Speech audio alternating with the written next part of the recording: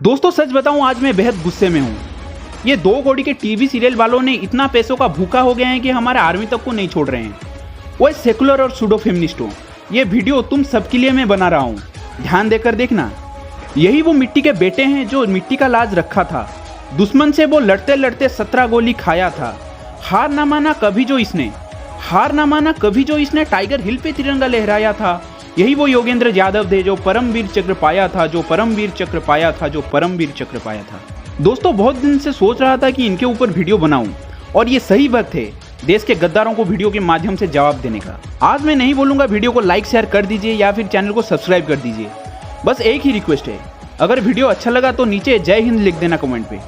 10 मई सन 1980 को यूपी के बुलंदशहर में इनका जन्म होता है।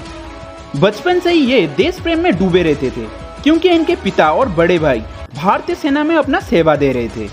देखते ही देखते 17 साल बीत गया। अब वो छोटा सा बच्चा योगेंद्र नौजवान बन चुका था। फिर वे भी अपने परिवार का परंपरा बचाते हुए 12वीं के बाद सेना में घुस गए। फिर उनके तैनाती कश्मीर में कर दिया गया। अब नौकरी तो लग चुकी थी।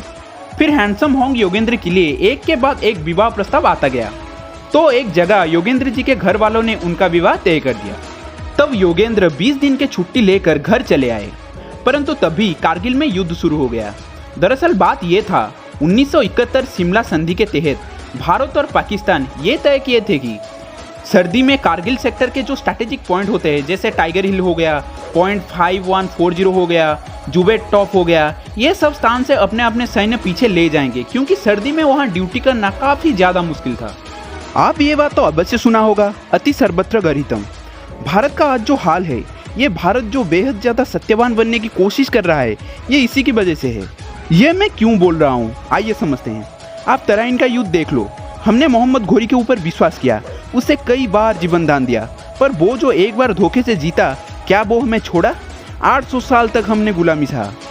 हमने अंग्रेजों के ऊपर भी भरोसा किया, उन्हें भी बिजनेस करने के लिए जगह दी, पर वो हमें 200 साल तक जम के लताड़े।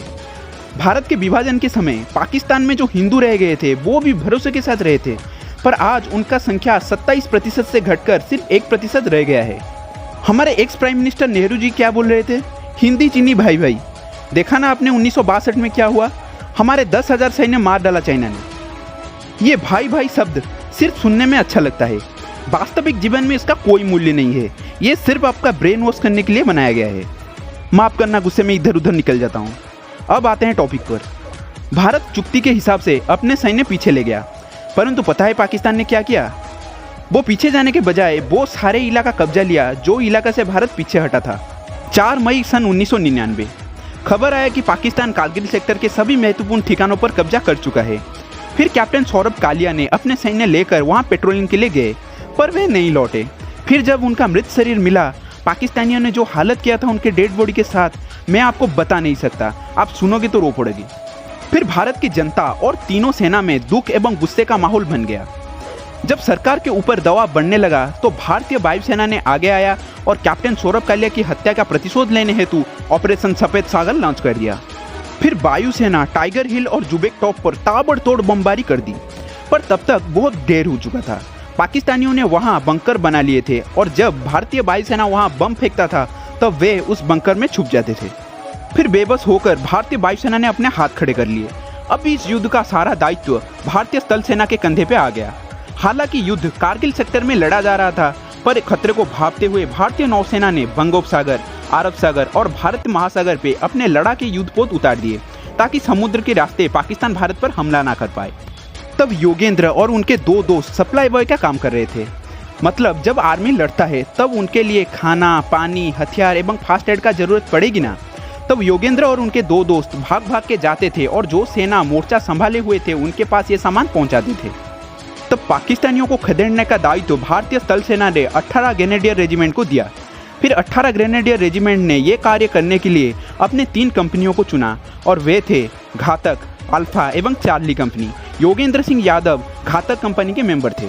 फिर तीनों कंपनियों को अलग अलग स्थान को मुक्त करने का कार्य सौंपा गया। तब टाइगर हिल को मुक्त करने का दायित्व घातक कंपनी को दिया गया। फिर 4 जुलाई 1999 को इनका मिशन शुरू हुआ। ये रात में चढ़ाई किए ताकि दुश्मन की नज़र से बचा जा सके।